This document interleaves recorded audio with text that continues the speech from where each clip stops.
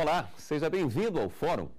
O câncer se destaca entre as doenças que mais crescem em número de incidência no Brasil. De acordo com a Organização Mundial da Saúde, mais de 20 milhões de pessoas serão diagnosticadas com a enfermidade até o ano de 2030. E tem mais. Estima-se que até o final de 2015, o país vai contar com mais de 570 novos casos da doença. Quais os direitos sociais das pessoas que convivem com o câncer? Vamos assistir uma reportagem que mostra um pouco o caso de Dona Maria Lucília, que foi diagnosticada com a doença há 21 anos, mas até os dias de hoje tem a sua rotina afetada. No Brasil, a pessoa que tem câncer é amparada por uma série de leis, mas nenhuma específica sobre a doença. É por meio dessas legislações que a pessoa pode conseguir ter alguns benefícios. Dona Maria Lucília buscou ajuda. Há 21 anos descobriu que tinha câncer nas duas mamas. Por causa da doença, teve que parar de trabalhar. Uma das consequências foi a perda de força nos braços. Hoje, com dificuldade, corta cabelos para completar a renda de casa. Eu fico com uma mesada de 375 e a ajuda da minha filha. O benefício do passe livre, você vai, como a gente depende também de consulta no SUS, às vezes o médico não vai. Em exame que você vai pegar resultado, ele não ficou pronto, então você tem que voltar depois. Ele ajuda muito, né, já que tem uma assistência que nós temos que ter para o resto da vida. E para falar mais sobre o direito das pessoas que têm câncer, eu recebo aqui no estúdio Luiz Cláudio Rios Pimentel, advogado especialista em direito médico, e Diego Cerulli, secretário-geral do Instituto Brasiliense de Direito Previdenciário e integrante da Comissão de Seguridade Social da Ordem dos Advogados do Brasil, do Distrito Federal. Obrigado pela presença dos senhores. Eu gostaria de começar falando sobre esses benefícios destinados a pessoas com câncer. Não existe uma série de benefícios específicos para essa doença? Isso faria alguma diferença no tratamento? Sem dúvida nenhuma. O interessante é que no início da reportagem nós vimos aquela paciente falando sobre alguns benefícios e ela falou uma coisa muito importante que é o prazo. O tempo que ela já trata dessa doença já há 21 anos. Então, veja bem que de 21 anos atrás para hoje, muita coisa mudou na lei. Outro aspecto que falou na reportagem também foi com relação a uma legislação específica para esse tipo de situação. A gente observa que as leis, elas pegam carona em outros diplomas legais, como, por exemplo, no Código de Processo Civil, pela prioridade, na questão do Código Tributário, a isenção em alguns benefícios em cima do recolhimento tributário para esses pacientes de câncer, especificamente, que pegam carona também com pacientes de determinadas doenças graves também. Então, o Brasil precisa evoluir muito ainda para conseguir alcançar o benefício esperado e necessário para atender toda essa população que passa por essa situação. O câncer tem essa característica, de um modo geral, de ser uma doença que se estende muito o tratamento? Na realidade, ela se estende e a gente não sabe nem quais são os desdobramentos que vão dar em cima da família que cuida de um paciente com câncer. A gente observa que o período do diagnóstico, do tratamento e da vida após a cura, ou mesmo a manutenção desse tratamento, traz um desdobramento terrível na vida da família. Movimenta toda a família em prol desse paciente. Então, as pessoas, elas conseguem benefícios não somente e especificamente para o paciente, mas para aquelas pessoas que assistem também o paciente. Um cuidador, um pai, os dependentes e todo o núcleo familiar, ele tem que ser atendido com relação a esses benefícios. Quais são os benefícios que normalmente são estendidos às famílias, já que o doutor lembrou bem? Por exemplo, a aposentadoria é algo que pode ser pedido também para o cuidador? Sim, aposentadoria ao cuidador, não. Mas hoje a Lei 8.213, que regula os benefícios do regime geral de previdência, aqueles do INSS, tem direito ao auxílio acompanhante, que nós chamamos, com um adicional de 25% sobre a aposentadoria por invalidez. Hoje os tribunais, especialmente a Turma Nacional de Uniformização dos Juizados Especiais Federais, já tem entendido que esses 25% pode inclusive ser estendido a outras espécies de benefício, com aposentadoria por tempo de contribuição e etc. Aposentadoria por idade, aqueles casos em que a pessoa aposentou e logo depois contraiu câncer ou contraiu lá na frente, hoje necessita do auxílio de um terceiro. Hoje, ao servidor público, não existe este benefício de 25%. O servidor público que aposentou de forma proporcional e que esteja com câncer tem direito a integralizar a aposentadoria, caso ele tenha aposentado proporcionalmente. Essa aposentadoria para o paciente, em que momento que ela pode ser pedida? Assim que se consegue o diagnóstico? É algo relativamente simples e rápido de se conseguir? Deveria ser simples e rápido, mas muitas vezes o INSS faz questão de turbular o processo administrativo, gerando várias demandas judiciais, né? A partir do momento que a pessoa se vê diagnosticada com a doença, com o câncer, existem algumas prerrogativas, como, por exemplo, a isenção de carência. Para isso, a pessoa não precisa cumprir as 12 prestações mensais do INSS para ter direito. Se ela for diagnosticada com câncer com 2 meses que se filiou, ela tem direito a ter a isenção dessa carência, certo? Entre outros benefícios que a pessoa poderia ter. Mas a partir do momento que ela descobriu a doença instalada, ela tem direito a requerer a aposentadoria por invalidez. E no INSS ela vai passar por perícias, vai ser avaliados os documentos, os exames, os laudos médicos, para ver se ela realmente tem direito e em qual grau essa doença está, se ela é curável ou não, se ela está em metástase ou não. O que é muito difícil de se arbitrar. Perfeito. Havendo uma possibilidade de cura, os benefícios são suspensos, então? Não, os benefícios, hoje, já por decisões muito recentes, eles já deixaram de ser suspensos com relação a isso. Agora, o interessante ressaltar é o seguinte, que nós, pessoas que estamos em pleno gozo da nossa saúde, já temos dificuldades em resolver todos esses problemas, até mesmo de aposentadoria. Imagina uma pessoa que está numa condição de hipervulnerabilidade. Hipervulnerabilidade com relação a todos os aspectos da vida social. Com relação ao plano de saúde, com relação ao INSS, com relação à sobrecarga tributária que o país tem, com relação ao atendimento médico. Então, o Brasil, ele já desenvolve uma política de proteção e uma política de atenção específica ao paciente do câncer há mais de 100 anos. Desde a década de 20 que isso vem sendo adotado em benefício do paciente do câncer. Só que o que a gente observa é que, com toda essa carga emocional que essa situação já acomete ele e a família também, é difícil a gente falar em tramitar, em pleitear alguma coisa por meio da justiça. Gostaríamos nós que o Brasil estivesse a tal ponto que as coisas pudessem ser resolvidas de forma administrativa e rápida, porque nós, operadores do direito, nós caminhamos de forma muito mais lenta do que a evolução da doença, exatamente, do que a evolução da medicina. Então, esses são questionamentos durante o tratamento que aparecem com relação a inovações tecnológicas, com relações a remédios, a medicações. Imagine você que quando a gente fala do processo de reconstrução da mama após uma cirurgia, imagine você que até pouco tempo atrás isso era colocado como uma cirurgia de reconstrução estética, sendo que a política de recuperação, a política de saúde pública de recuperação de um paciente desse, ele não prevê só aquele aspecto físico, ele trata toda a condição emocional de um paciente numa situação dessa. Imagine o quanto é importante uma reconstrução de mama para uma mulher que acabou de passar por uma mastectomia. Então, há pouco tempo atrás, é que o Brasil vem adotando essa política de que se faça cirurgia imediatamente após a mastectomia, para que se evite 2 situações cirúrgicas na vida da paciente. Então, a gente consegue, assim, a passos lentos, conseguir a evolução nesse processo de forma a atenuar o sofrimento de quem está passando por essa situação. Agora, quanto aos benefícios previdenciários em si, depende muito do caso. Se o câncer for totalmente curado, a pessoa já estava aposentada por invalidez, tá?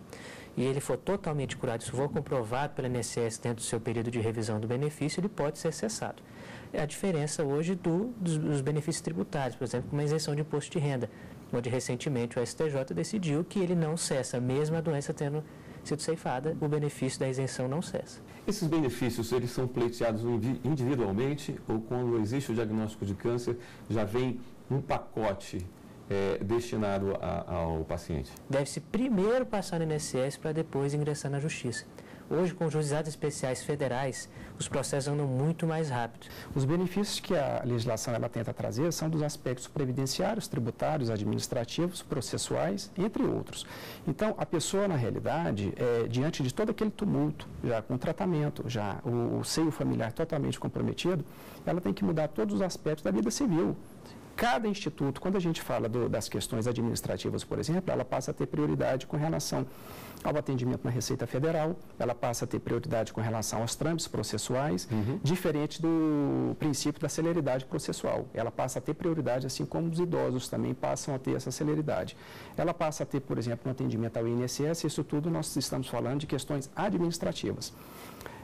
Ninguém quer, num momento de dor como esse, mesmo que não fosse um câncer, quando a gente fala da amplitude dos problemas de saúde no Brasil, a gente poderia estar falando que quem quer discutir uma situação dessa na porta de um hospital, brigando por atendimento, brigando por uma UTI, brigando por um atendimento digno. Diga-se de passagem que a gente discute muito e vê a mídia discutindo essas questões quando se fala na busca por remédios de fins terapêuticos.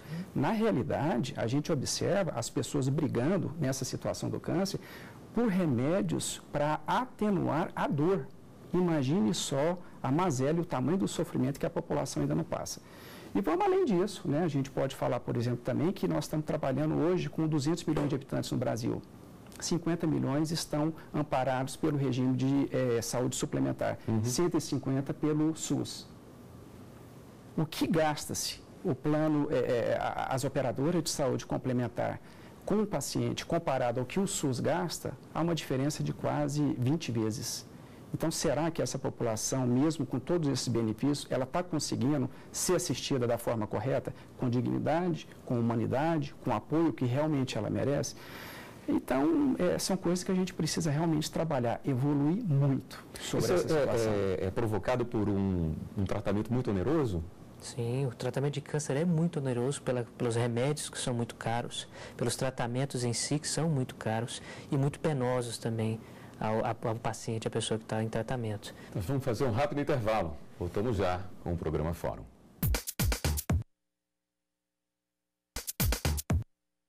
O Fórum está de volta e conversa hoje sobre o direito das pessoas que têm câncer. Me permitam provocá-los um pouquinho. Essa doença tem umas características muito próprias. Muitas pessoas, quando se veem acometidas por ela, muitas vezes procuram por tratamentos, inclusive alternativos, ou que ainda não são reconhecidos pela comunidade médica, e aí provocam o judiciário, tentam de todas as formas, logicamente é de se entender, garantir uma vida melhor ou a cura do câncer. Essas situações também não precisam de um bom filtro no judiciário? Sem dúvida. E é o que está acontecendo recentemente com a fosfoetanolamina, que está aí sendo questionada e batendo na porta do judiciário. Quando você fala isso, a gente consegue fazer assim um apanhado geral da judicialização da saúde no país, esse processo que passa. Eu costumo fazer um comentário de que não é a saúde que está sendo tratada dessa forma judicializada. A nossa vida. Nós estamos resolvendo as nossas vidas nos tribunais. É isso que está acontecendo. E muitas vezes um paciente chega diante do juiz e demonstra toda aquela situação da doença, o estado dele, e o juiz se sensibiliza com aquilo. Na realidade, precisa sim de um filtro sério, um filtro coerente, um filtro técnico, para que o juiz consiga entender qual é o benefício que realmente ele vai dar. Porque imagine você se o juiz determina que forneça-se aquele remédio off-label, ou fora de previsão, ou fora de condições técnicas de atendimento, muitas vezes ele pode estar causando um dano maior à saúde do paciente do que o benefício pela autorização de que se conceda aquele tipo de medicamento. Então, são as situações. Os órgãos não se comunicam, a Anvisa não se comunica, os institutos não se comunicam, é a burocratização de tudo. Então, a gente precisa realmente de um corpo técnico mais específico para que trate dessa situação. Na realidade, são processos lentos, mesmo porque quando a gente trata de medicação para essas doenças graves, envolvem muitos interesses. E a gente não sabe certamente qual que é o interesse predominante em cima disso tudo. O que a gente percebe é que os juízes, eles têm se sensibilizado de forma muito positiva no atendimento dessas demandas. Quais seriam os benefícios desejáveis para pessoas com câncer que ainda não estão à disposição? Por exemplo, recentemente foi interposta pela Federação dos Aposentados de Brasília, em conjunto com a Associação dos Portadores de Alzheimer, a ABRAS-DF, e a Associação Brasileira dos Deficientes Visuais, um projeto de lei que interrompe a decadência ou não deixa ela contar para quem tem as doenças, o câncer, o Alzheimer, ou a deficiência visual e etc. Todas que estão arroladas no decreto do Ministério da Saúde. Então, para essas pessoas, a decadência do direito de revisar o benefício, por exemplo, não correria. Dentre outros direitos, por exemplo, a questão do auxílio acompanhante. Será que só cabe mesmo ao aposentado por invalidez? Será que não caberia ao aposentado por tempo de serviço na lei que seja portador de câncer ou seja portador de Alzheimer? Por que só o aposentado por invalidez? Por que a justiça tem que resolver isso e não a lei? Isso muitas vezes se deve ao atraso e à burocratização do processo legislativo. As pessoas, quando se descobrem com um câncer, com essa doença, a quem deveriam procurar? Olha, no início, eu tenho conhecimento de causa disso, bate um desespero muito grande. O que eu vou fazer? Porque a gente tem duas situações distintas no país. Uma daquelas pessoas que estão assistidas pelo SUS e outra daquelas pessoas que já estão num plano complementar. E esse plano complementar, ele é o quê? É a autogestão, as cooperativas médicas, as operadoras de saúde, que tratam esse percentual da população. Mas o desespero é generalizado, porque as pessoas não têm informação, elas ficam muito refém da atuação do médico nesse processo todo, no encaminhamento. Outro ponto importantíssimo é a relação médico-paciente. Talvez uma oportunidade que o plano de saúde ele tenha um pouco mais de ligação nessa relação médico-paciente. E o paciente do SUS, às vezes, ele tem que procurar um atendimento que muitas vezes nem na cidade dele tem. Existe até mesmo uma lei que prevê esse tipo de atendimento ao paciente. É possível? É possível, sem dúvida. A lei prevê. Agora, de que forma ele vai conseguir isso por meio do Estado, da Prefeitura, do SUS, é que é muito complicado. Então, o desdobramento disso na vida pessoal dele é muito grande. Agora, a pessoa que está doente nesses rincões no interior do Brasil, ela tem que procurar um centro. Nós estamos falando de pessoas que moram em capitais. Imagina quem está no Amazonas. Recentemente, o Hospital do Câncer de Barretos, ele abriu no norte do país uma filial para atendimento. E eles se sensibilizaram com essa situação em função do grande número de pessoas. E a sensibilidade e a percepção deles foi o quê? O desgaste. Já não basta a pessoa estar doente, ainda ter que se deslocar uma distância dessa para procurar um tratamento longe da família, desprovida financeiramente, passando por um tratamento que sabe-se lá quanto tempo vai demorar. Então, são situações que o Brasil precisa melhorar muito. E é interessante que essas pessoas busquem casas, centros, associações que tenham o mesmo e comunguem da mesma vontade, da mesma razão social. Por exemplo, a OABDF em Brasília tem a FAGE, que é o Fundo de Amparo Jurídico de Assistência Judicial, como se fosse uma defensoria pública. Então, se eu tiver qualquer dúvida, busque a defensoria pública, busque a OAB, informe-se dos direitos que tem e corra atrás deles. É o que a gente orienta. Então, junte-se a uma associação, uma entidade que lute pelo direito dessas pessoas, que elas estão sempre bem munidas de informações de como até mesmo proceder de forma mais fácil. Além dessa falta de amparo, existem alguns outros problemas que a pessoa com câncer pode sofrer, como um preconceito pela sua própria condição, como, por exemplo, uma dificuldade para financiamento, para ingressar em plano de saúde? Existe alguma restrição em relação a isso? Sim, muito. Depende do contrato, né? Alguns sistemas de financiamento, por exemplo, do SFH, depender do banco, não permite que a pessoa entre ou dificulte, aumente a taxa de juros, diminua o prazo de financiamento. Isso dentro de uma legalidade?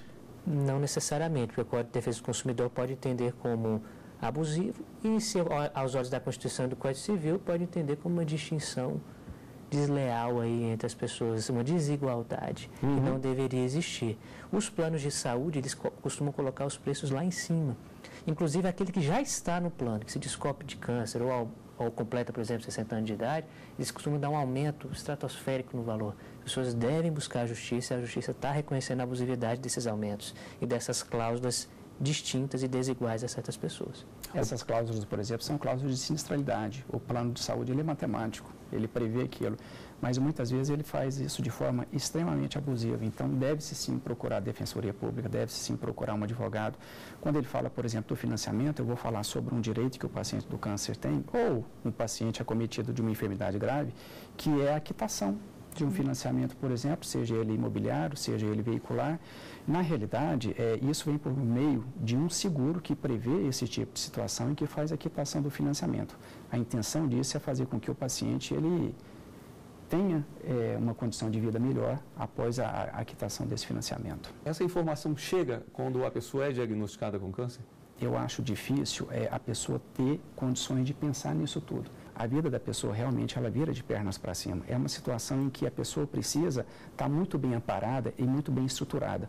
Não ela particularmente, mas as pessoas que estão ali para poder ajudá-la. Em caso da pessoa estar com algum processo na justiça, tem uma previsão também de um andamento mais rápido? Então, sim, como o doutor havia informado anteriormente... Mesmo não sendo relacionado a problemas com a doença, sim, um outro processo? Sim, eles têm direito a uma prioridade de tramitação, que não pode se confundir, como o doutor bem asseverou antes, com a celeridade. Céleres todos os processos devem ser. Alguns têm direito à prioridade, os idosos, os portadores de câncer, os portadores de Alzheimer. Pessoas com doenças graves têm direito a essa tramitação justamente pelo período menor de sobrevida delas. Tá? Mas, assim, direito em si a mais no processo não atrapalha nem ajuda. Muitas vezes, na Justiça Federal, várias pessoas estão cobrando a mesma coisa. Vários têm prioridade, ou porque é idoso, ou porque é doente, ou porque tem câncer, ou porque tem Alzheimer. Aí você pede uma prioridade, a prioridade passa a ser a regra e não é a exceção. Então, muitas vezes reclamam, eu tenho prioridade, eu sou idoso, mas todos lá são. Então, como que funciona? A Justiça Federal que é competente para julgar a maioria desses casos, tanto na previdenciária, tributária, às vezes na parte do SUS aí no TJ aqui, mas quando você está lidando com esse assunto, todos são prioritários. Então, não existe, de fato, uma prioridade nesses casos. O senhor acredita numa mudança significativa na legislação para médio prazo? Nós começamos, né? Nós completamos aí 27 anos dessa Constituição Cidadã, onde está previsto lá, né, no 196, o SUS e o cuidado que o Estado deve ter com a saúde. O Brasil é um país em desenvolvimento e os países em desenvolvimento hoje eles respondem por 2/3 da população com câncer no mundo. O processo legislativo também tem que ser modificado, tá? As leis hoje são muito esparsas e é isso que leva ao desconhecimento do cidadão dos seus direitos. Cada lei é lançada uma hora aqui, outra ali, outra ali, outra ali. A pessoa só fica sabendo, eu tenho direito a isso, tem quando, como, quando, não sei. Por quê? Por conta do processo legislativo, na emenda de leis ou num projeto complementar, ou põe um artigozinho mais ali, um parágrafozinho ali, que muitas vezes as pessoas não ficam sabendo. Então, uma reestruturação, às vezes, legislativa seria interessante, principalmente na área previdenciária, onde todo santo dia muda-se alguma coisa. E como que as pessoas acompanham isso? Fica bem complicado. E como que o médico dá conta disso? E como que o operador de direito dá conta disso? E como que o paciente passa a ser vítima não só da doença? Exatamente. Do trâmite burocrático da situação. Como que aquele paciente doente, desesperado, vai conseguir cuidar de tudo isso? Então, nós sempre estamos um passo atrás da evolução da doença e da evolução da medicina também.